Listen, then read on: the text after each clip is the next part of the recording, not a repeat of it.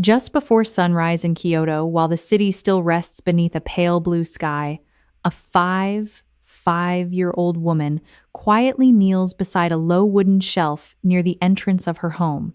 She lifts a small ceramic vase, wipes away an invisible layer of dust with a soft linen cloth, and gently places it back exactly where it belongs.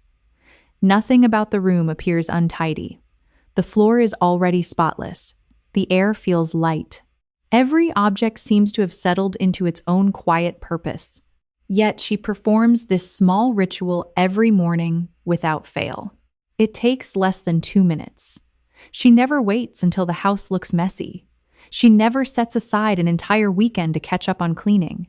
By the time most people would notice dust clutter or disorder, she has already prevented them from becoming part of her home. To her, caring for a home is not an exhausting event. It is simply a series of small moments repeated so naturally that they no longer feel like work. Now picture a different morning. Across the ocean, someone wakes up already feeling behind. The kitchen counter has become a collection of unopened packages, receipts, coffee mugs, and yesterday's unfinished tasks. The bedroom chair disappears beneath clothes that were only meant to stay there for one night. Every room seems to whisper another reminder of something left undone.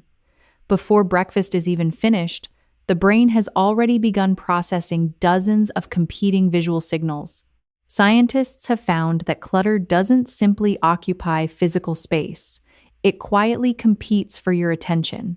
Every unnecessary object asks the brain to process one more piece of information, increasing cognitive load and making it harder to concentrate. At the same time, elevated levels of cortisol, the body's primary stress hormone, can remain higher throughout the day when people are surrounded by persistent disorder. Many of us believe we're tired because life is busy, when in reality our environment has been draining our mental energy long before the day truly begins. So we try harder. We buy more storage boxes. We promise ourselves that this Saturday will finally be different. We spend hours cleaning only to watch the same cycle return a few days later. But what if the problem isn't that you're cleaning too little? What if you're simply waiting too long? Many Japanese homes remain calm not because their owners spend more time cleaning than everyone else, but because they follow a handful of quiet daily habits that stop disorder before it has the chance to grow. These habits are almost invisible, yet together, they create something that many people believe is impossible. A home that rarely feels overwhelming.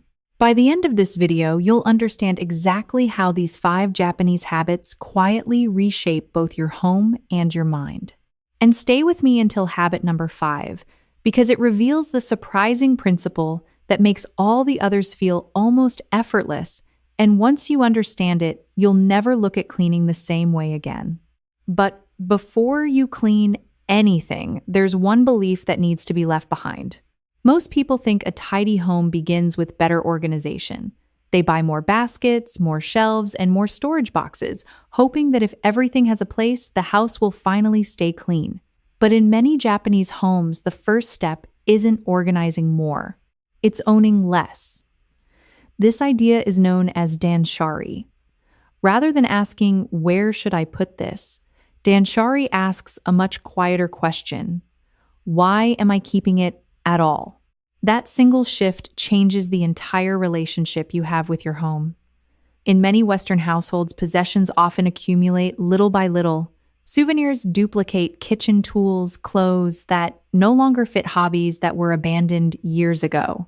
None of them seem like a problem on their own, but together, they quietly turn every shelf into another surface, to dust every drawer into another decision, and every room into another source of mental noise. Japanese thinking approaches this differently. A home is not meant to hold everything you have ever owned. It is meant to support the life you are living today. The fewer unnecessary objects you keep, the less your eyes need to process every time you enter a room. The space feels lighter, your attention becomes calmer, and cleaning naturally requires less effort because there is simply less to clean. You don't need to declutter your entire house in one weekend. Start with a single drawer or one shelf. Hold each item for a moment and ask yourself, does this still improve my daily life? If the answer is no, perhaps its role has already ended.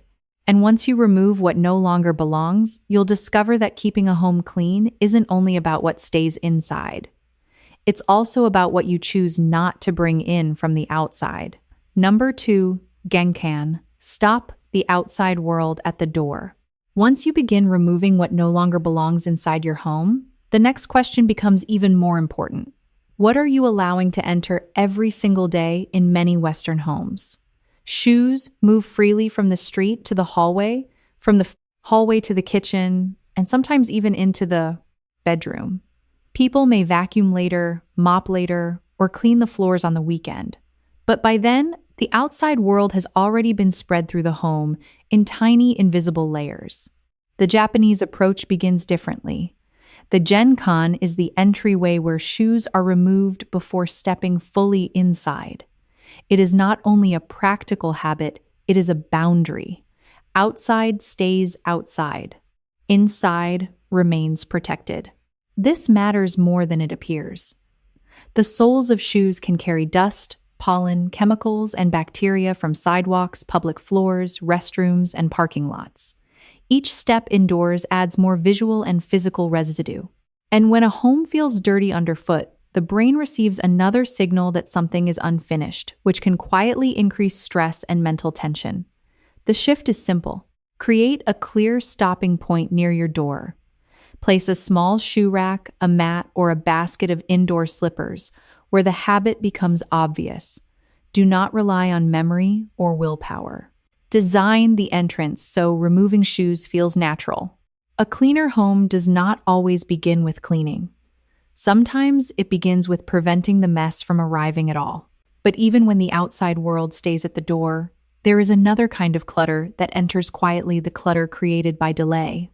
Number 3, Kaizen, clean before it becomes cleaning. This is where most people lose control of their homes without noticing it. They see a small spill and tell themselves they will wipe it later. They leave 1 cup in the sink, then 2, then 5. They place a jacket over a chair because it only takes a second, and somehow that chair becomes a second closet. Nothing feels urgent at first, but the brain remembers every unfinished task. This is the hidden cost of delay. In many Western homes, cleaning is treated as an event, something saved for Saturday, something that requires energy, time, and motivation. But when cleaning becomes a large project, the brain begins to resist it. The task feels heavier. Dopamine feels further away, and procrastination becomes easier. Kaizen offers a quieter solution. In Japanese thinking, improvement does not need to be dramatic. It can be small, steady, almost invisible. Applied to the home, Kaizen means doing the tiny action before it grows into a larger problem. If something takes less than 2 minutes, do it when you notice it. Wipe the stove after cooking. Put the cup directly into the sink or dishwasher. Fold the blanket before leaving the room. Return the scissors to the drawer the moment you are finished. Each action is too small to dread, but powerful enough to prevent accumulation. And every completed microtask gives the brain a small sense of order, a quiet dopamine reward that makes the next action easier. The shift is not to become more disciplined overnight. The shift is to make each task so small that your mind stops arguing with it. And once these tiny actions begin protecting your home throughout the day, the next habit turns the entire morning into a reset. But there is one moment each day when all of these small habits come together. Number 4, Soji, reset your home before the world arrives. Many people begin their mornings by immediately checking emails, scrolling through social media, or rushing to prepare for work. The house is left exactly as it was the night before, carrying yesterday's unfinished energy into a brand new day. By evening, after hours of decision-making and mental fatigue, cleaning feels like one more burden. The Japanese approach reverses that sequence. Soji is the practice of lightly resetting the home before the day truly begins. Rather than waiting until dirt becomes obvious, the home is quietly returned to balance every morning. Historically, this practice was rooted in Zen temples, where cleaning was never viewed as punishment or obligation. It was a way of preparing both the environment and the mind. Psychologists often describe how small morning accomplishments create a positive momentum for the rest of the day. Completing simple tasks triggers a modest release of dopamine, reinforcing productive behavior without requiring extraordinary motivation. At the same time, walking into an orderly space reduces the number of visual distractions competing for your attention, allowing the brain to conserve mental energy for more meaningful decisions. The ritual itself is surprisingly small. Open a window for fresh air, make the bed immediately, wipe the bathroom sink after using it, straighten the cushions on the sofa, sweep the area that receives the most foot traffic. 15 minutes is often enough. The goal is not perfection. The goal is to begin the day in a space that already feels settled. When you return home in the evening, your house is no longer another problem waiting to be solved. Instead, it quietly welcomes you back. And yet, beneath every practical habit we've explored, there is one final principle. It cannot be measured with a timer or checked off a cleaning list, but it may be the reason these habits endure for decades. Number 5, the quiet power of empty space. Most people believe that an empty space is wasted space. An empty shelf should hold decorations. A blank countertop should display appliances. A corner without furniture feels unfinished. The instinct is always to fill what is available, as though value only exists where something occupies it. Japanese thinking offers a very different perspective. The concept of teaches that empty space is not the absence of something valuable. It is valuable in itself. A clear table allows the eyes to rest. An uncluttered hallway invites slower movement. A room with breathing space feels calmer, not because it contains more, but because it demands less from your attention. Modern psychology helps explain why.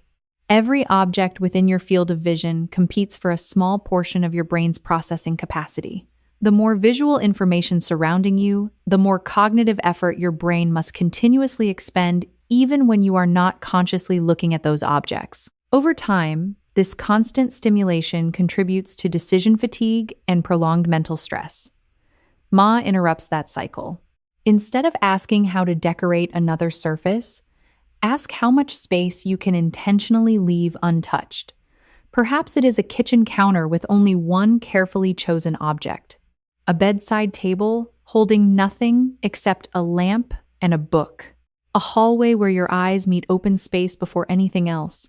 These quiet gaps become moments of rest for the mind. And that may be the greatest lesson hidden inside many Japanese homes. They do not feel peaceful simply because they are cleaner. They feel peaceful because every habit, from Danshari to Genkan, from Kaizen to Soji, works together to protect something far more valuable than the house itself. They protect the calmness of the person living inside it. And once you understand that cleaning is no longer about removing dirt, it becomes a quiet, daily practice of making room for a more peaceful life. Perhaps the greatest lesson hidden inside these Japanese habits has never really been about cleaning. It has always been about attention. The attention you give to a single object before deciding whether it truly belongs. The attention you give to a pair of shoes before bringing the outside world into your home. The attention you give to a kitchen counter before a single crumb has the chance to become tomorrow's burden. That is why these ideas have endured for generations. Danshari reminds us that peace begins by letting go of what no longer serves us. Kaizen teaches that meaningful change is built through small improvements, repeated every day, not dramatic transformations that last only a weekend. And Matanai gently reminds us to respect the things we choose to keep by caring for them, instead of surrounding ourselves with more than we truly need. Together, these ideas create something much larger than a clean house. They create a home that asks less from your mind, a place where your eyes can rest, where your thoughts are not constantly interrupted by unfinished tasks, and where coming home feels like taking a deep breath instead of facing another list of responsibilities. The beautiful part is that none of this requires a perfect house. It doesn't require expensive furniture, professional organizers, or an entire free weekend. It begins with one small decision. So tonight, before you go to bed, choose just one surface. Not an entire room, not your whole house.